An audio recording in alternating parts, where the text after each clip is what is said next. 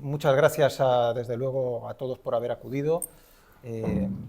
También, desde luego, agradecimiento a la Asociación Cultural Zayas por acoger esta iniciativa, que me hace pues, mucha ilusión, porque ya que fue a través de un acto que sucedió hace años ya, yo conocí de la existencia de Antonio Barnés, que había presentado aquí un libro, que es Elogio del libro de papel, que ya apuntaba. No era tu primer libro, ¿no? Bueno, después de la tesis sí. Pues aquel primer ensayo, un ensayo precioso. Bueno, a partir de un poco más adelante que nos conocimos, ya desarrollamos una amistad y egoísmos coincidentes, ¿no? Por esto de la literatura y las humanidades. Y cómo ambos hemos hecho un libro recientemente, pues vinculado al tema de la tecnología, de la técnica, de todas estas cosas, pues consideramos que sería interesante pues hacer un diálogo entre los dos, poner en común... Micrófono, no sé yo si tienes que hablar más... Vamos a poner el micro aquí. Estaba detrás. Bueno, pues hacer un diálogo donde podamos compartir en abierto estas cuestiones, ¿no? Más que ir dando charlas de nuestros propios libros, ¿no? De una forma circular y cerrada, pues hacer esto de alguna manera que nos ayuda también a desafiarnos también y a trabajar, ¿no? Yo sé, para preparar este diálogo he trabajado bastante, ¿no? Porque no es lo mismo contar lo que uno tiene ya en el libro, ¿no? Que tener que compartirlo, hacerse entender, y esencialmente esta es la historia. Entonces, lo que hemos propuesto básicamente es un inicio donde brevemente Antonio presentará mi libro, brevemente, yo luego presentaré el suyo. A partir de ahí, luego, Antonio desarrollará un poco más pues, las ideas centrales de su libro, ya con sus propias palabras, yo haré lo propio con el mío, y a partir de ahí ya pues, abriremos un diálogo. No será un diálogo muy extenso, para que la parte más interesante es que puedan ustedes participar con sus inquietudes, sus preguntas o todo aquello que les interese. Entonces podamos realmente abrir ese diálogo y hacer algo más interesante y participativo. Muy bien, pues entonces voy a presentar yo el libro de Jorge Casesmeiro Roger, o Rouget, o... Bueno, la mitad de la familia es Roger, la otra se dice que es Rouget, o sea que aquí cada uno... Que es Una bomber en la España eterna, viaje por la biblioteca hispánica de Teodor Kaczynski. Bueno, este es un libro sobre un personaje muy conocido, porque es un personaje muy especial, con un coeficiente intelectual enorme, que en un momento determinado decide retirarse del mundo a un bosque. Hasta ahí todo más o menos bien, pero luego resulta que este hombre va enviando sucesivamente algunas bombas por correo, en fin.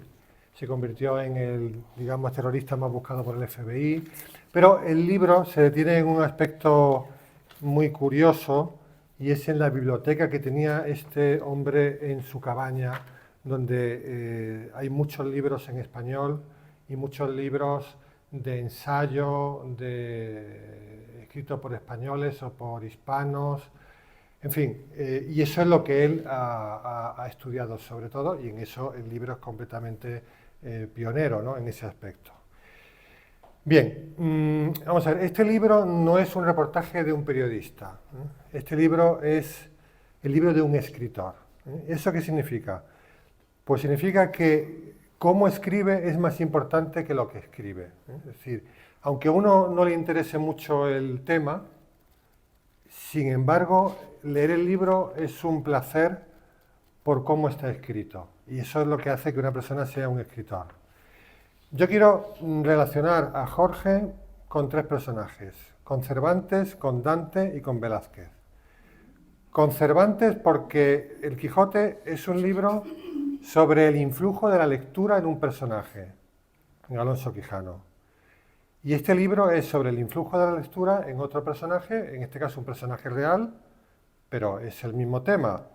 Es un personaje real, pero que al introducirse en el libro se convierte en un personaje literario. En eso se puede relacionar esta obra con El Quijote. Dante, porque Dante se introdujo él mismo en su obra. En la Divina Comedia, Dante se convierte en personaje de su propia obra. Y él es el mismo que va recorriendo esos ámbitos del mundo de ultratumba. Bien, Jorge se ha introducido en el libro como un personaje. De manera que no solamente vamos viendo el influjo de las lecturas en Unabomber, sino que vamos viendo el influjo de las lecturas en el propio autor que se ha convertido en personaje, y vamos viendo el influjo de las lecturas en él mismo. Y en eso se parece a Dante, en que se ha convertido en un personaje de su propia obra. Y en Velázquez, ¿por qué? Porque Velázquez en Las Meninas pintó un cuadro sobre la pintura, sobre el acto de pintar, y él se introdujo en el mismo cuadro.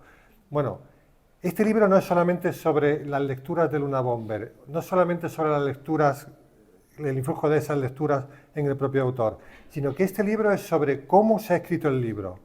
Es decir, cómo se ha escrito el libro es un tema del libro. Asistimos a cómo va a una biblioteca, va a otra, recibe un libro, forma su propia biblioteca, lee aquí, lee allí.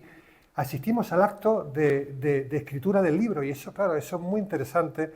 Claro, y eso es propio, eso solamente lo puede hacer un escritor.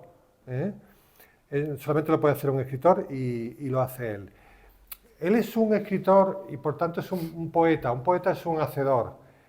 Y como buen poeta, él convierte en poesía todo lo que toca, ¿no? Como el rey Midas convertía en oro lo que tocaba, él convierte en poesía a determinadas zonas de Madrid por las que deambula.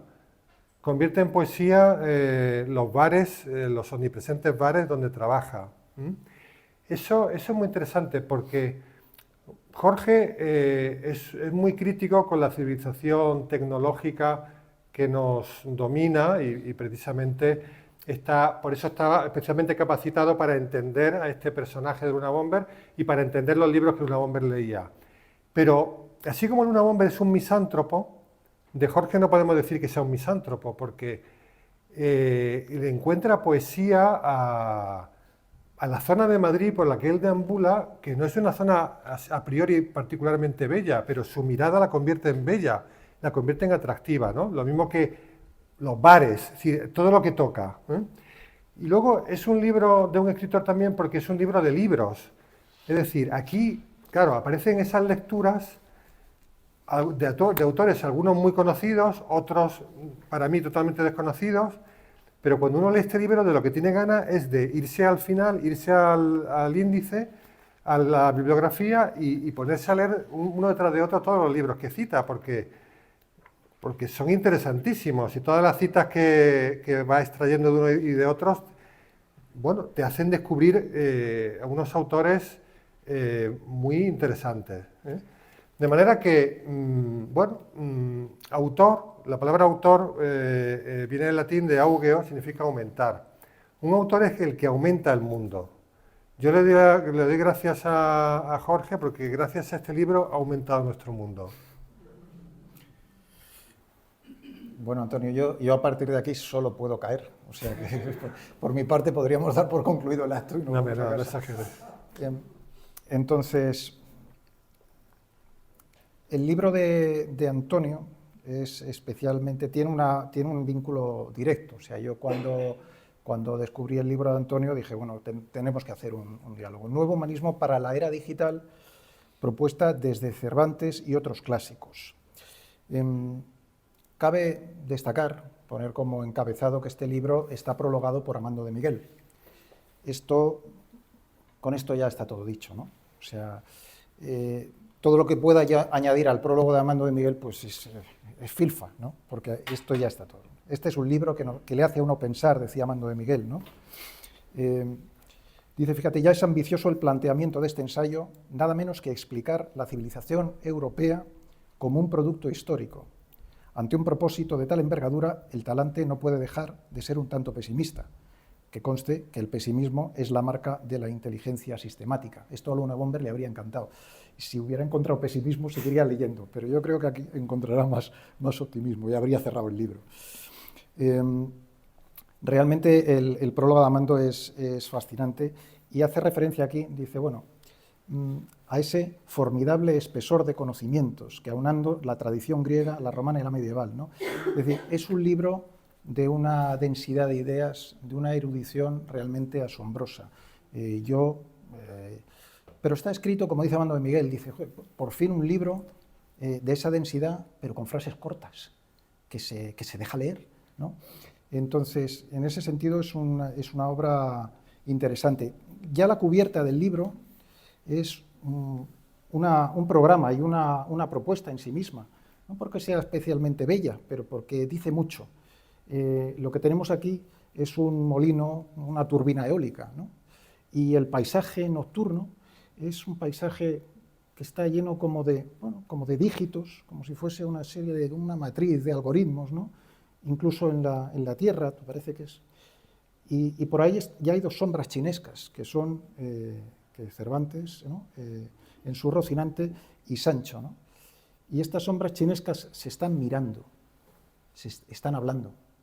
Yo me imagino que Cervantes le está diciendo a Sancho, como decía el título de la tesis doctoral de Antonio sobre los clásicos en Cervantes, que fue premio internacional Miguel de Cervantes, por cierto, que titulaba Yo he leído en Virgilio, porque era una frase del Quijote que decía, yo he leído en Virgilio. Yo me imagino aquí a Cervantes diciéndole a Sancho, yo he leído en Virgilio, ¿no?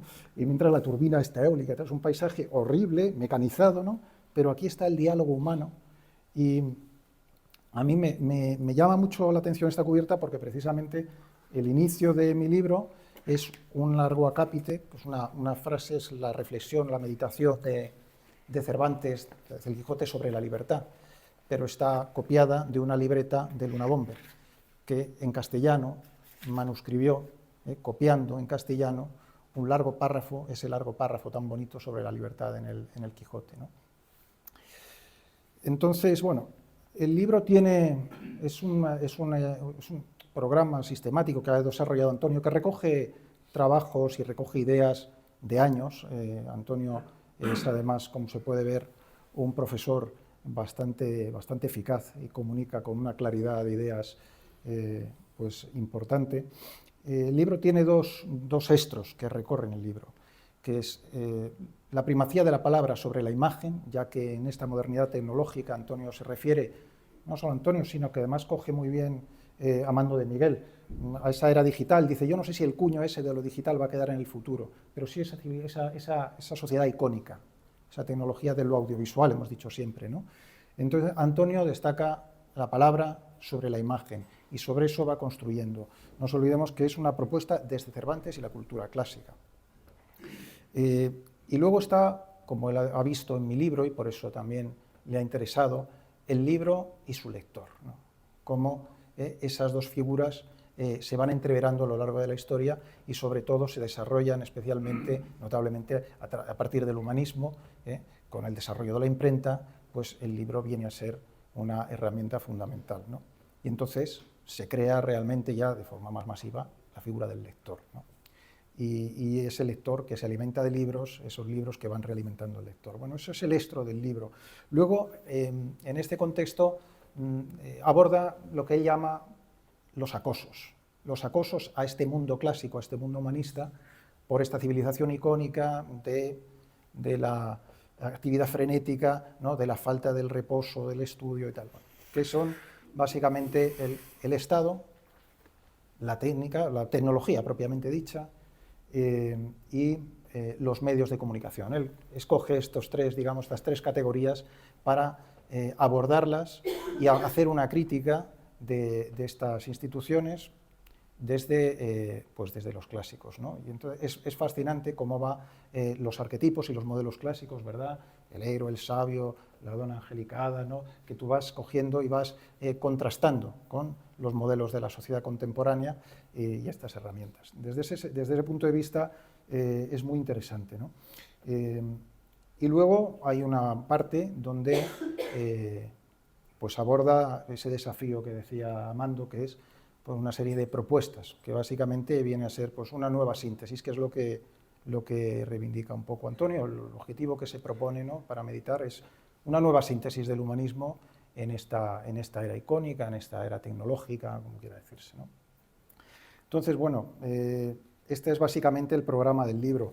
Yo insisto, decir algo más a lo que comenta Amando, pues realmente me cuesta mucho, porque realmente es simplemente un elogio brutal, ¿no? Es un elogio al libro de papel que ha hecho Antonio.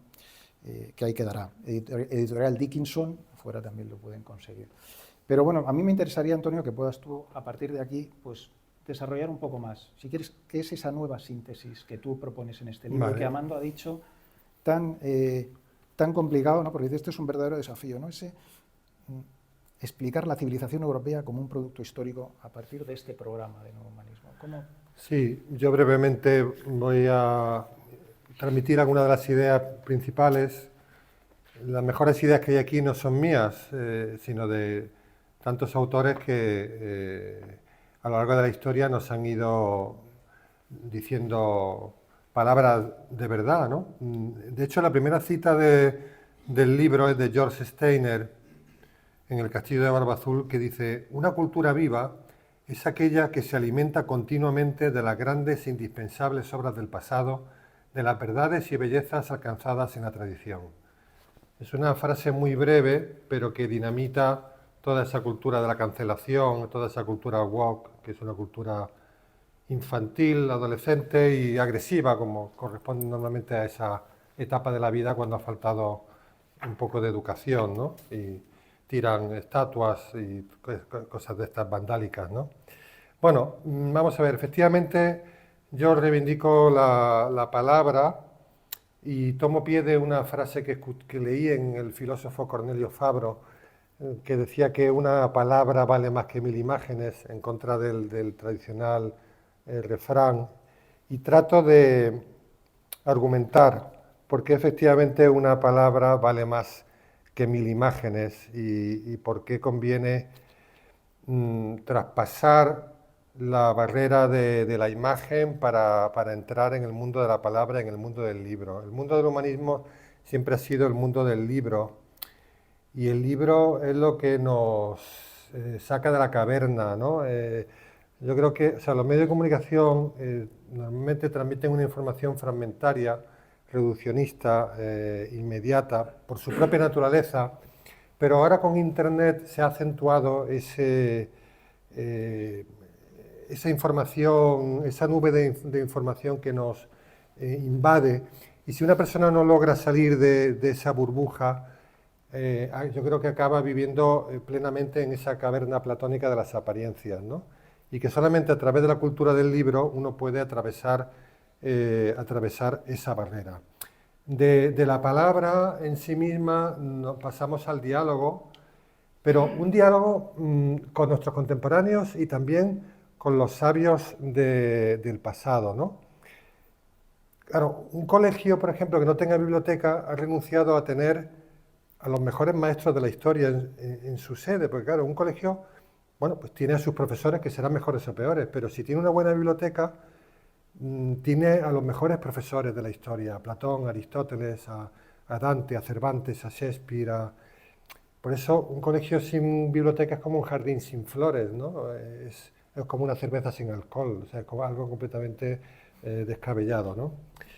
Entonces, por eso es muy importante la cita de Steiner. Nosotros tenemos que dialogar con nuestros contemporáneos, pero también tenemos que dialogar con los grandes maestros del pasado que nunca pasan. El problema es que el mito del progreso indefinido en el que estamos sumergidos nos hace pensar que ahora está lo mejor. No, no, ahora está lo que está.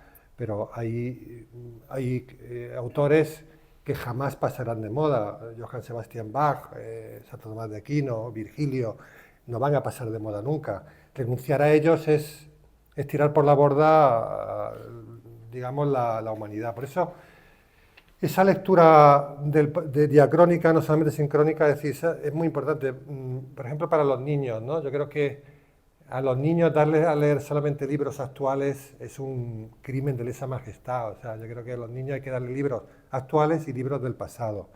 Porque si solamente leemos lo que producimos ahora, vivimos arrojados por la cultura dominante. En la literatura nos permite salir de la cultura dominante y volver a ella para criticarla. Si no, estamos cautivos.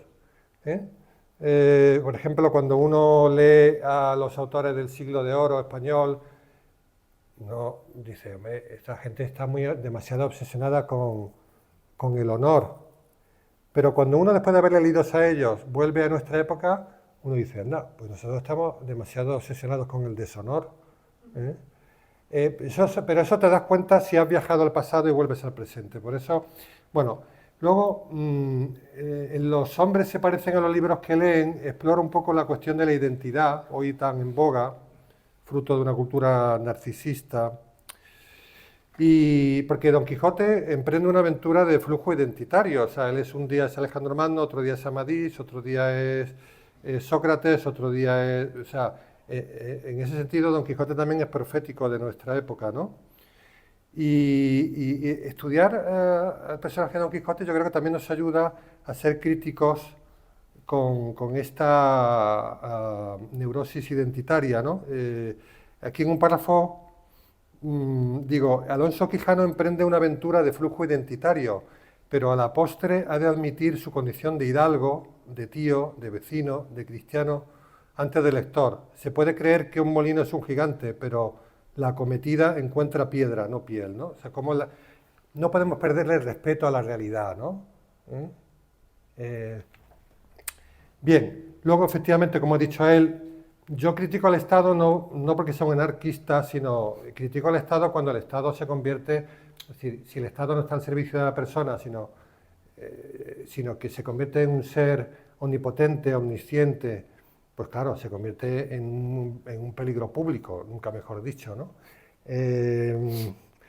Porque es curioso, Dios nos hace libres, el Estado emula a Dios y nos quiere arrojados. Es lógico. ¿Cómo va a lograr el Estado ser como Dios? No puede serlo. El Estado está compuesto de hombrecillos heridos todos por el pecado original, o sea, que en comandilla, ¿no? Bueno, el acoso científico es lo mismo, la ciencia es para el hombre, pero si la ciencia no es para el hombre se convierte en un peligro para el hombre, ¿no? El problema de la ciencia contemporánea muchas veces es la enorme ausencia de formación humanística y de formación filosófica y de formación moral de los científicos, en lo que Ortega hablaba del hombre masa, ¿no? Saben muchísimo de física nuclear, pero no saben dónde tiene la mano derecha, ¿no? Y esto es un peligro. Y creen que todo lo técnicamente posible es éticamente admisible, lo cual es radicalmente falso, ¿no? No todo lo técnicamente posible es éticamente admisible. Tienen que preguntarse por el porqué, tienen que preguntarse por el deber. Bueno, el acoso mediático ya lo he hablado con lo de la caverna, ¿eh? Luego hay un apunte a la Biblia, porque en un libro sobre humanismo no puede faltar una referencia a la Biblia. Tiene el título de un verso de Antonio Machado: quien habla solo espera hablar a Dios un día, ¿no? Bien, la Biblia nos abre esa ventana a la trascendencia, sin la que el hombre vive en un auténtico infierno, ¿no? Un mundo sin trascendencia se convierte en un campo de concentración, ¿no? Entonces, la Biblia nos abre esa ventana hacia la trascendencia, esa ventana hacia Dios, ¿eh? Que en el fondo está en el corazón de cada hombre, como en el propio Antonio Machado, que escribió eso, ¿no? Y ya, finalmente, pues, algunas ideas. Los humanistas no tenemos más que pluma y papel, no tenemos más cosas, ¿no? Pero a través de la pluma y del papel se pueden hacer cosas como la hicieron Platón, Aristóteles, Cicerón, Séneca, o Erasmo de Róterdam, o Tomás Moro, o Luis Vives, ¿no? Recordar que somos un ser para los otros y no somos un ser para nosotros mismos. Recordar que la prudencia es mucho más relevante que la calculadora y el tubo de ensayo, que es con lo que hoy día se mide todo, la calculadora y el tubo de ensayo, pero eso supone un reduccionismo drástico de humanidad, ¿no? El inmedio virtus aristotélico, el nombre exacto de las cosas, la manipulación del lenguaje es la primera manipulación que existe, a partir de ella entran todas las demás, en fin, esa famosa frase de Eugenio d'Ors que está ahí en el Casón del Buen Retiro, de todo lo que no es tradición es plagio, porque esta idea también es muy importante, esa dicotomía entre tradición y plagio, tradición y progreso, perdón, esa dicotomía entre tradición y progreso es muy falaz, muy falsa y muy disturbadora de todo el pensamiento contemporáneo, porque no existe tradición sin progreso ni progreso sin tradición. Hablo aquí de progreso como enriquecimiento, como mejora, ¿no? Es decir, la tradición evidentemente nunca es estática, es dinámica. Pero no puede haber progreso sin tradición, porque progreso sin tradición es una huida hacia adelante, que no va no va en una parte, sí, va a hacer daño, ¿no? Y finalmente, la nobleza reside en la virtud, que es la gran, la idea esta de Séneca, de Dante, de Cervantes, la nobleza reside en la virtud. no en el dinero, no en la raza, pero tampoco en la sexualidad, recordémoslo hoy, tampoco la sexualidad nos hace nobles.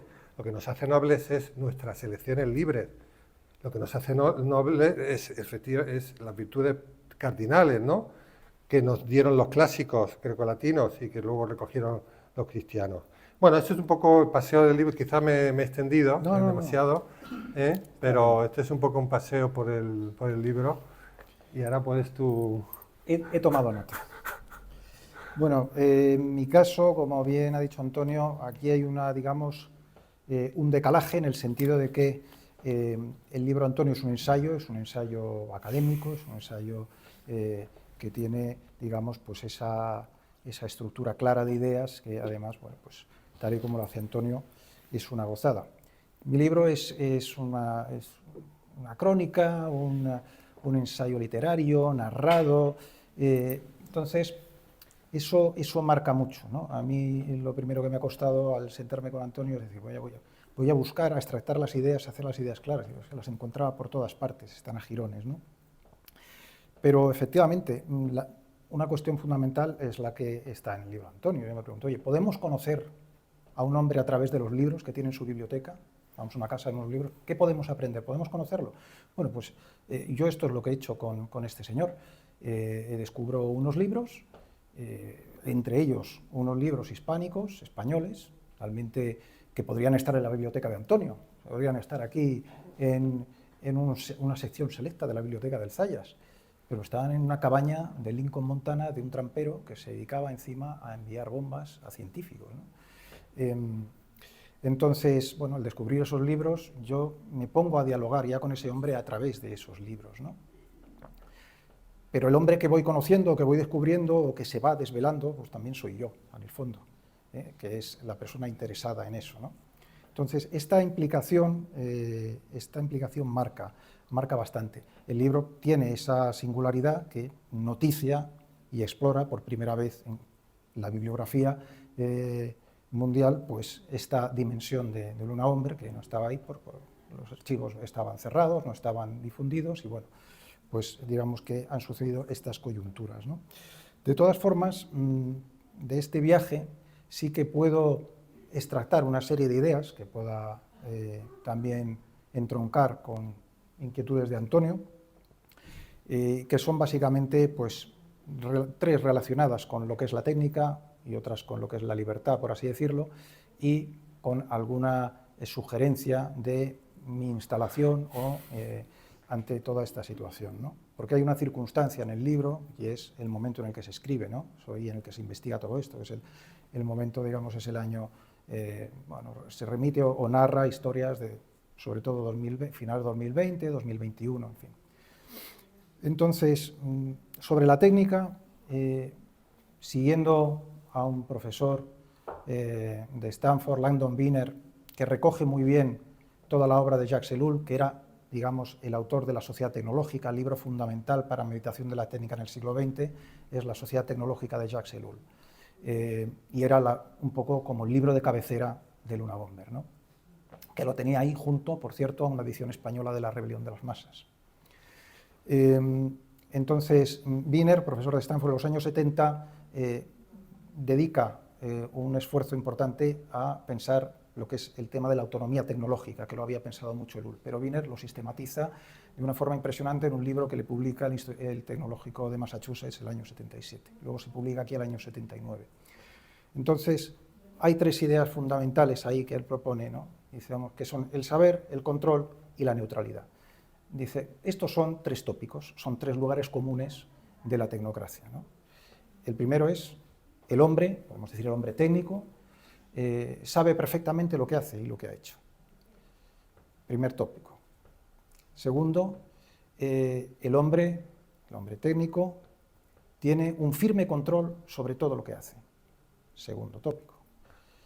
El tercero es, lo que hace el hombre técnico es esencialmente neutral y dependerá del uso que se le dé.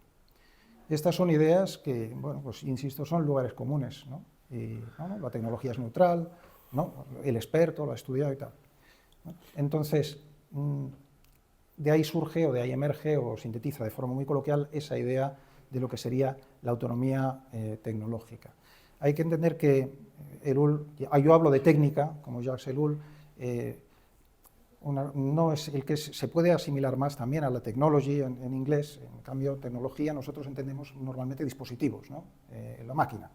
La técnica es algo más complejo. La técnica, según la entiende Jacques Ellul, es una totalidad de mecanismos, de marcos mentales, racionales, que busca el control y la eficacia y que se extiende a todos los ámbitos de la vida humana. Es una definición muy generalista, muy amplia, pero es básicamente, esa es la idea de la sociedad tecnológica. No olvidemos que Luna Bomber hace su crítica a la técnica y en su manifiesto la sociedad industrial y su futuro. Es decir, él de hecho le acaban cogiendo porque él llevaban 17 años intentando averiguar quién era y no lo conseguían.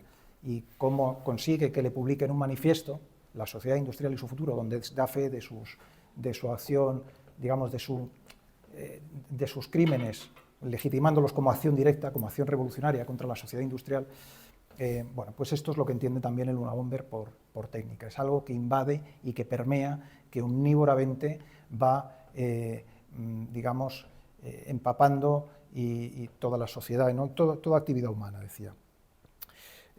Ellul explicaba sobre la autonomía tecnológica, dice que ha formado un mundo omnívoro que obedece ya a sus propios actos. Es decir, la autonomía tecnológica quiere decir que al no tener el hombre realmente control racional sobre todo lo que hace, ni ser esencialmente neutral, realmente una sociedad tecnificada hasta el extremo, lo que va a hacer es que la técnica vaya, digamos, imponiendo sus propios designios, ¿no? Va marcando sus propios caminos y al final diríamos que no es el sábado para el hombre, sino el hombre para el sábado, ¿no? Es el hombre para la técnica y no la técnica para el hombre, ¿no? Básicamente esta sería, digamos, sobre el apartado de la técnica, ¿no? De hecho, Wiener, tanto como Ellul y el propio Kaczynski, bueno, yo en mi libro, estos temas están abordados por multitud de autores españoles, sobre todo, que leía el Luna Bomber y de los que he ido encontrando esta idea, esta preocupación de que aquello que sale de las manos del hombre ya parece que no es del todo suyo, parece que no le sirve, parece que el hombre acaba esclavo de su propia obra, parece que ya... Julián Marías, por ejemplo, ¿no? Julián Marías, José Luis Pinillos, Samuel Ramos, José Manuel Rodríguez Delgado, numerosos autores, algunos de ellos científicos, que esta idea va rondando por ellos, ¿no? Y otros muchos extranjeros, Spengler, Samuel Butler, es decir, es una idea que realmente puede parecer chocante en principio. No, hombre, no, si esto lo hacemos nosotros, esto lo controlamos nosotros, que esto sí se propone Wiener, vamos a hacer una prueba. Empieza a investigar y dice, pues no está esto tan claro. Y si lo vemos a lo largo de la historia y si analizamos todos los hombres que se han preocupado por ello, tanto científicos como filósofos, literatos, vemos que es una idea que es bastante extendida. Y a nivel vulgar lo encontramos en todos lados. Cualquier invento tecnológico, cualquier cosa. Esto ha venido para quedarse. Esto es imparable. Disculpe, imparable. Si quiere decir imparable, que no se puede parar. Entonces, ¿en manos de quién está? No, es imparable, esto no se puede parar, esto ya... entonces, bueno, o sea, quiere decir que eso está ahí.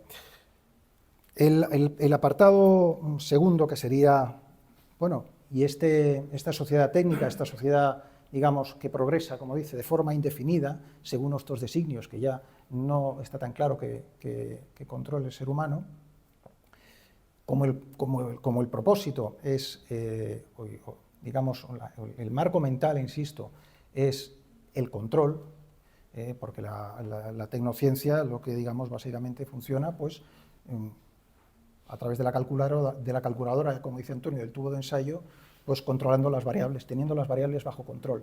Así se pueden gobernar las cosas, y ya vemos que no tanto, pero el gobierno de los hombres es distinto. Pero si con ese marco mental gobernamos a los hombres, entonces efectivamente la libertad queda en entredicho.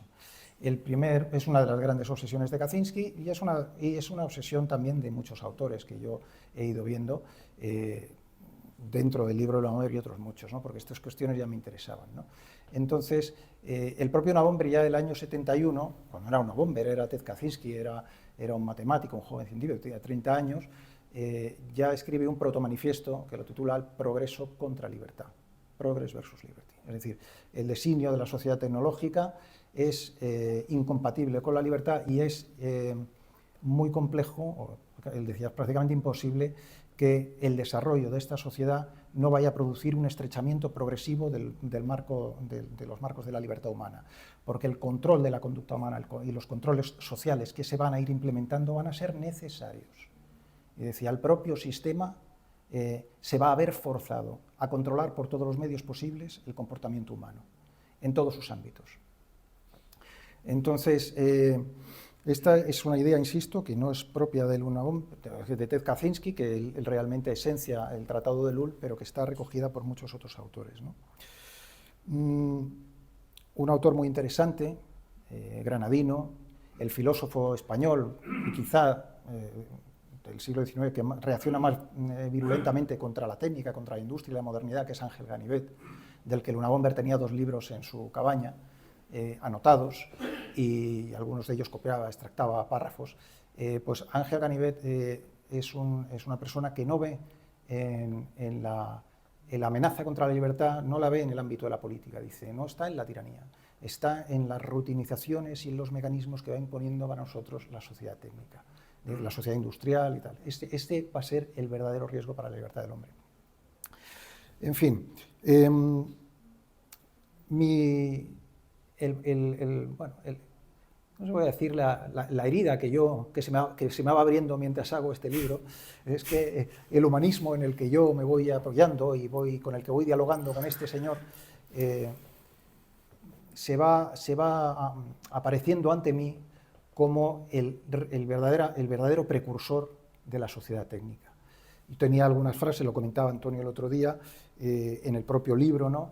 Como encuentro que la propia era de los descubrimientos, lo llamo en el libro, lo llamo el ángulo oscuro del Imperio Hispánico, en el sentido de que yo, además, durante años me he dedicado a estudiar el Imperio Hispánico, me he estudiar los aportes bibliográficos y científicos del Imperio Hispánico, y entonces ahora me doy cuenta, digo, ostras, pues efectivamente, España, la industria, la ciencia ha sido importante en la era de los descubrimientos y todas las aportaciones que ha hecho, y ahora me doy cuenta que esto deviene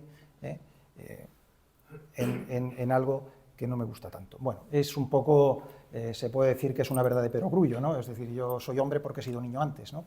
Pero bueno, sí que es para mí, digamos, se abre una brecha, ¿no? en la propia concepción del humanismo, porque efectivamente el humanismo el Renacimiento es la era moderna, ¿no? Evidentemente hay distintas formas de modernidad y el concepto de progreso que se instala o que cristaliza para nosotros en el siglo XVIII, pues no es el concepto de progreso que tenían anteriormente. Pero eso está ahí, ¿no?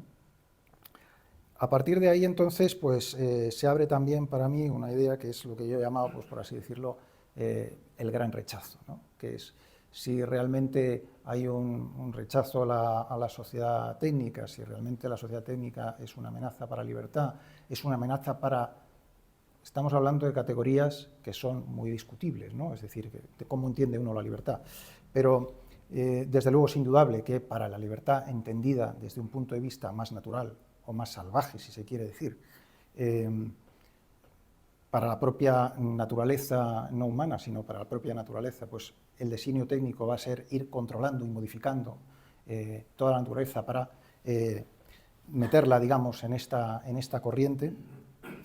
Pues mi relación con el mundo clásico, con el mundo humanístico, que ha dado pie, y sin duda, a eso, pues también cambia, ¿no? Y el gran rechazo es donde está el Luna-Bomber, ¿no? Pero es un lugar muy peligroso. Esto, por un lado, a mí me hace, en un momento dado, me hace sentirme perdido, completamente perdido, pero para mí es maravilloso eso, porque me permite la oportunidad de encontrarme y de ponerme a buscar. Y a mi edad, pues oye, pues está bien, ¿no? Porque me hace esforzarme, me hace una ilusión estar perdido. Para el Luna-Bomber era terrible aquello, ¿no? Y entonces ese gran rechazo le deja sin asideros, ¿no? Sin más asideros que su ansia de venganza y su rabia y tal. Y ese es el camino, ¿no? No es un camino inexorable, porque hay gente que ha vivido ese gran rechazo de forma pacífica, ¿no? Como decía un escritor egipcio, muy divertido, por cierto, un gran sentido del humor, ¿no? Se decía escritor egipcio en lengua francesa, Albert Cosseri, decía, yo no tengo nada contra contra que el mundo avance según el progreso, yo no tengo nada contra eso y tal, simplemente no me interesa, yo me retiro del juego y se acabó. Hay otros muchos como yo. Y es cierto, yo voy observando cada vez más gente y autores que me interesan, que de alguna manera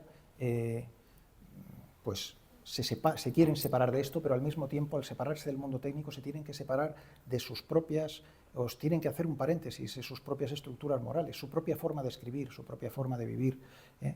Y, bueno, en fin, esta es una búsqueda, ¿no?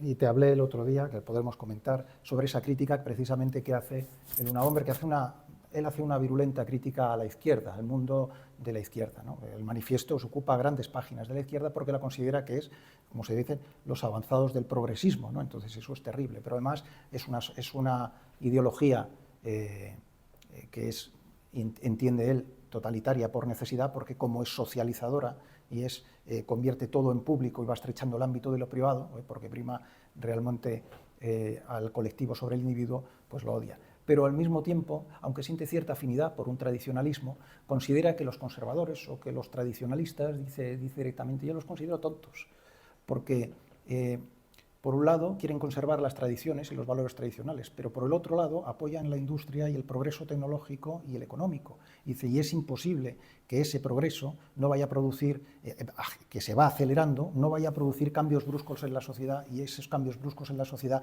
inevitablemente disuelven los valores tradicionales. Aunque de esto se puede hablar, pero sin duda eso está ahí, es un fenómeno sociológicamente, imagino que Amando lo ha tenido. Perdona, voy terminando, pero sobre esta idea del humanismo como precursor, aunque ya he dicho que es una verdad de perogrullo, porque un periodo histórico viene antes del otro, ¿no? Pero en el propio prólogo de Amando me hacía gracia porque decía, mira, hablaba de este formidable espesor de conocimientos aunando la tradición griega, romana y la medieval. Sin todo eso, no habría podido existir la Europa moderna y científica, lo común a tantas capas del conocimiento y la curiosidad, es decir, evidentemente, ¿no? Es decir, que ya no veo yo esa vigencia del humanismo, ese humanismo, depende de cómo se entienda, lo veo como un precursor, incluso como un aliado de esa sociedad técnica, ¿no? Aunque puede ser un opositor, claramente, viendo, digamos, cómo lo ve Antonio, ¿no? Por terminar ya, Antonio, pues, viendo cómo la sociedad técnica, conceptualmente más o menos se puede definirla, amenaza, entre otras cosas, lo que yo entiendo por libertad, en muchos sentidos, lo que entendía Kaczynski y otros muchos autores. Bueno, ¿y ahora qué hacemos? Decía yo en el Zayer, no, haremos algunas propuestas. Antonio tiene propuestas en su libro. Esta siempre es la parte más compleja, ¿no? La receta, ¿no? No voy a hacer receta porque en mi libro, insisto, es un testimonio. Yo puedo dar fe de lo que yo voy viendo y descubriendo. Entonces, en este sentido, sí, sin embargo, he visto en otros autores y en mí mismo este libro me transforma, pero ¿hacia dónde me puede llevar, ¿no? O cómo me puedo yo, si tengo que hacer algún tipo de resistencia, o cómo yo puedo relacionarme con este mundo que no me gusta, pero en el que estoy y que tampoco voy a abandonar. Yo no me voy a ir a una cabaña. Yo veo, digamos, dos conceptos, que es el de conciencia y comunidad, ¿no? En el sentido de que, por un lado, sí que para mí es importante tener una toma de conciencia, tener un acceso a un nivel de conciencia distinto que me hace o que me permita relacionarme con aquello de lo que la técnica me separa, que es aquello que funda toda la civilización, que es la unión entre el cielo y la tierra. Es decir, vincularme con lo espiritual, buscar el camino espiritual y buscar el cierto vínculo con lo natural, que no esté mediado por lo técnico. Y en ese sentido sí veo una posibilidad de reconstruirme o de avanzar, o de, no sé, fíjese, avanzar, he dicho, eso es progreso. Es decir, para mí eso es importante, ¿no? Estoy en ese momento donde, después de haber estado perdido, ¿no?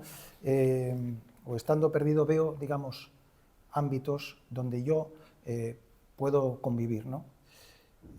Puedo estar en este mundo, ¿no? Buscando un respiro, ¿no? Yo se lo encuentro en el libro y lo encuentro por eso, dice Antonio, hago poesía de lo que veo. A veces no es especialmente hermoso, yo lo transformo en hermoso porque lo necesito, ¿no?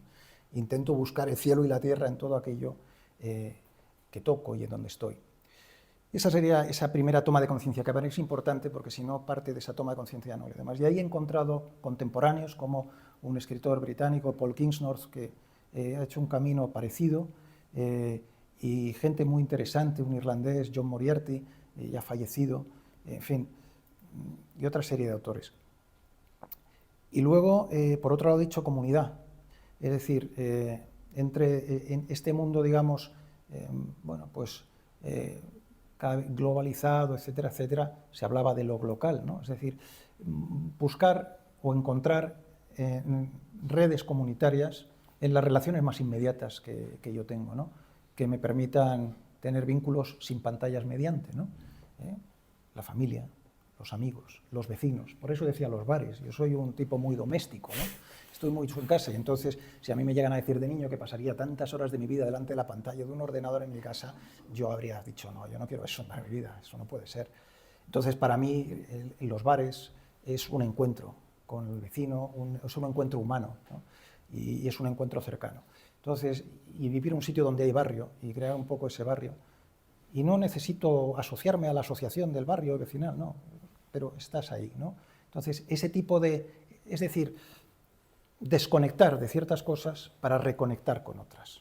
Y una de las cosas con las que hay que reconectar es con las que a veces estás más desconectado, que es precisamente con la familia, con los amigos, con ciertas cosas, ¿no? Eso lo llamaba, decía Fernando Muñoz, que presentaba el otro día mi libro, y hablaba de un autor muy interesante, que tenía un libro que era Conexiones Perdidas. Pues esas conexiones perdidas que no son precisamente las que nos ofrecen estas cuestiones. Y bueno, básicamente esas son las ideas fundamentales, Antonio, o sea que a partir de aquí, sí, si quieres, contrapunteamos un poco. Bueno, al hilo de lo que tú decías, se me ha venido a la cabeza una cosa. Claro, estas cosas que decimos pueden parecer a veces muy teóricas. Cuando antes he comentado lo de la calculadora del tubo de ensayo como los parámetros en los que se nos mide, y claro que eso es muy reductivo y muy inhumano, claro, porque nosotros no somos números, nosotros no somos entes simplemente cuantitativos, somos otra cosa. Y quería poner un ejemplo para ver hasta qué punto esto es cierto. Ahora mismo en la universidad estamos en un proceso de evaluación de nuestras publicaciones que se llaman sexenios. Es decir, bueno, pues no se lo creerán, pero para evaluar nuestras publicaciones en ningún caso se admite la posibilidad de leerlas. Bueno, es así, es decir, es como si yo evaluara a mis alumnos sin leer los exámenes. Bueno, pues eso es rigurosamente cierto. Hoy me ha llegado un informe de 14 páginas de la biblioteca de mi facultad evaluando 7 publicaciones mías y en ningún momento esa evaluación presupone la lectura de una sola palabra de esas publicaciones. Todo es matemático estadístico. Y así se hace. Es decir, que esto no es una metáfora de, pues se mide en la calculadora. No, no, es rigurosamente cierto. Es decir, nadie se lee ninguna publicación, sino simplemente estudian cuestiones estadísticas de impacto, de citas, de posición, del lugar que ocupa la revista en una tabla. Es completamente descabellado. Es decir, en la institución de la enseñanza superior o posterior quizá, es decir, que no se lea lo que la gente dice, bueno, pues eso es así. Y lo mismo en la evaluación de los profesores para ser titulares catedráticos, no se evalúa el conocimiento. El profesor se ha convertido... Hay una idea muy recurrente que yo tomé de Leonardo Polo, que es la diferencia entre el Homo sapiens y el Homo habilis, ¿no? Es decir, cuando a alguien se le trata como Homo habilis, se le está tratando como esclavo. Es decir, cuando en una empresa, del tipo que sea, a una persona solamente se le trata para que ejecute instrucciones, pero no se le da un margen de creatividad, me da igual que sea basurero o que sea ministro, es lo mismo. Si no se le da un margen de creatividad, se le está tratando como esclavo, ¿no? Eso dice Leonardo Polo tomando pie de esa contraposición entre Homo sapiens y Homo habilis, ¿no? Pues ahora mismo el profesor universitario es un cazador-recolector de méritos, estrictamente, donde en ningún momento se evalúa si lo que está diciendo es un disparate mayúsculo o es algo realmente interesante. en ningún momento. Es simplemente número de congresos en los que he asistido, número de publicaciones, número de diplomas, número de títulos. Bueno, y eso en las comisiones de las que yo formo parte, a veces de selección de profesorado. O sea, me acuerdo en una de estas comisiones alguien comentó, uy, este libro es muy cortito. O sea, este libro es muy cortito. O sea, la Poética de Aristóteles son 15 páginas y es uno de los libros más influyentes de la historia de la humanidad. O sea, ¿cómo que este libro es muy cortito? Bueno, por eso quiero decir que las cosas cuando se dice cómo la calculadora del tubo de ensayo mediatiza, cómo se deshumaniza, no son metáforas, es la realidad. Y yo lo puedo ejemplificar en lo que conozco, que es el mundo universitario. Eso es lo que llamaba, que tú hablas también, pero le llamaba René Guénon, un autor muy interesante en la crisis del mundo moderno, el reino de la cantidad. Entonces, el reino de la cantidad es el reino de la modernidad. Entonces, eso es inherente. O sea, sí, a partir de Descartes nos hemos postrado, eso entiende Gilson en la unidad de experiencia filosófica, un libro maravilloso que lo explica muy bien, ¿no? Es decir, cómo a partir de Descartes la filosofía se hace esclava de las matemáticas primero, luego esclava de la física y de reducción en reducción y tiro porque me toca, ¿no? Es decir, claro, en la Edad Media la filosofía era esclava de la teología. Hombre, pues por lo menos la teología la hacía mirar para arriba, pero es que ahora nos mira, entonces, bueno, yo creo que es un paradigma de fascinación. El hombre lleva 4 siglos fascinado con la obra de sus manos. Yo creo que hay que salir más al campo, mirar más a las estrellas, porque, hombre, lo que hacemos está muy bien, pero el universo y la naturaleza y el propio ser humano, o sea, uno mira a un bebé y es que se puede tirar 5 horas mirándolo. Eso, o sea, compáralo con la inteligencia artificial, o sea, es que de verdad, o sea, no hay punto de comparación, ¿no? La inteligencia artificial también es muy interesante. Ahora mismo la gente está fascinada con la inteligencia artificial, ¿no? Como si la inteligencia artificial pudiera sustituir al ser humano, como si fuera lo mismo un ser vivo que un ser inerte, un ser libre de un ser no libre, un ser moral de un ser no moral, un ser inteligente libremente inteligente, porque, vamos a ver, la inteligencia no es simplemente una producción de datos, la inteligencia son actos de la libertad. Si a mí me preguntan por Cervantes, si yo hablo de Cervantes, no basta lo que yo diga, yo tengo que justificar por qué he elegido este autor y este otro y este otro y este otro, por qué lo he elegido, son decisiones morales. ¿Por qué he desdeñado a Américo Castro y he sobrevolado a Martín de Riquer? ¿Por qué leo a Caravaggio y no a Estrada Marín? Son decisiones morales que yo tengo que justificar. Una máquina jamás me va a justificar una decisión moral, no puede hacerlo. La máquina me puede calcular muy bien cómo se hace un puente, me puede calcular muy bien cosas. La gente confunde la ciencia de la naturaleza con la ciencia de la libertad, ¿eh?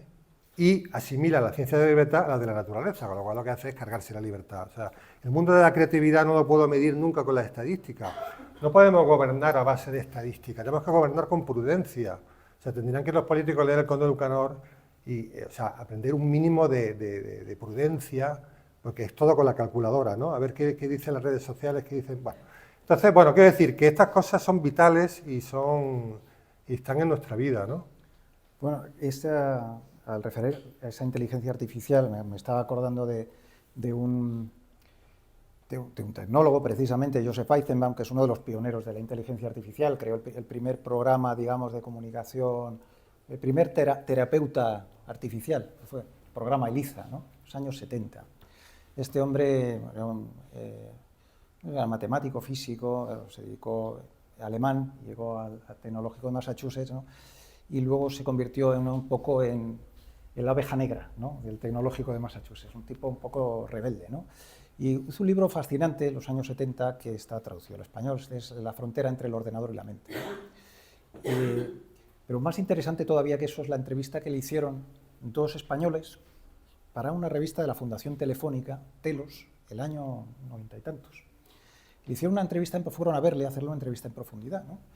Y entre otras cosas, bueno, para empezar, lo primero que se dio cuenta ya en los años 70, Weizenbaum, cuando empezó a divulgar el programa este del terapeuta, porque tenían que hacer un modelo de comunicación máquina-hombre, y entonces lo primero que dice, bueno, pues vamos a programar un modelo de un terapeuta rogeriano, ¿no? Porque la terapia rogeriana son preguntas muy cerradas, son muy propias, y cómo se siente y tal, y entonces, ¿qué? O sea, dijo, esto es fácil de programar, más o menos, ¿no? Y por lo tanto puede colar. Entonces, cuando hace el programa, pues hicieron la prueba, y entonces vio que tenía un impacto. La gente se impactaba, ¿no?, con el terapeuta y tal. Pero su sorpresa fue cuando empezó a recibir demandas de psiquiatras y de hospitales y tal de implantar eso. Entonces él dijo, pero están ustedes locos, ¿cómo vamos a sustituir un ser humano por esto? ¿Sabes? Entonces dijo, la gente se ha vuelto loca. Este es un ejemplo casi de la autonomía de la técnica, ¿no? Esto ya sigue un proceso y la gente se lo va sumando y tal. Dicen, hombre, esto es una locura, ¿no? Entonces, en esta entrevista que le hicieron en los 90, una de las cuestiones que le preocupaba a Weizenbaum, dice, no, es que en el corazón, en el núcleo duro del MIT, dice, la mentalidad que existe entre esta gente es que ellos van a mejorar la obra de Dios. Y esto es lo que se ha llamado el regénesis, porque Dios ha sido un ingeniero muy torpe y nosotros vamos a corregir sus errores, ¿no? Dice, esto no es que se lo diga yo, no, esto es lo que se dice, esto es lo que esta gente piensa, ¿no? Claro, evidentemente la prudencia aquí ya se ha ido, ya ni está ni se la espera, ¿no? Entonces él, curiosamente, como el propio Kaczynski, en la última amenaza por carta que envía Kaczynski, no le dio tiempo, afortunadamente, a enviar el paquete bomba que solía enviar, fue a uno de los pioneros en el estudio del ARN. Decía, le recomiendo que deje usted de hacer lo que está haciendo. Obviamente no, la cosa siguió. Uno de los mayores peligros para él era la biotecnología, y la biotecnología, sin duda, está en el corazón. Empezó en la biología en los años 70 y está ahora mismo en plena, yo creo que está totalmente desbocada. Pero bueno, esa es mi opinión personal. Pero Weizenbaum decía, la edición genética, eso que se llama edición genética, que es realmente el entrar en lo que muchos propios científicos dicen, el software de la vida, dice, va a suponer directamente una modificación genética, va a suponer lo que se llama un genocidio, porque va a ser la transformación del hombre en otra cosa, bajo el estro de lo que se está diciendo. En fin, bueno, pues perfectamente, si no, pues podemos ir dando por concluido. Claro, claro. Muchísimas gracias.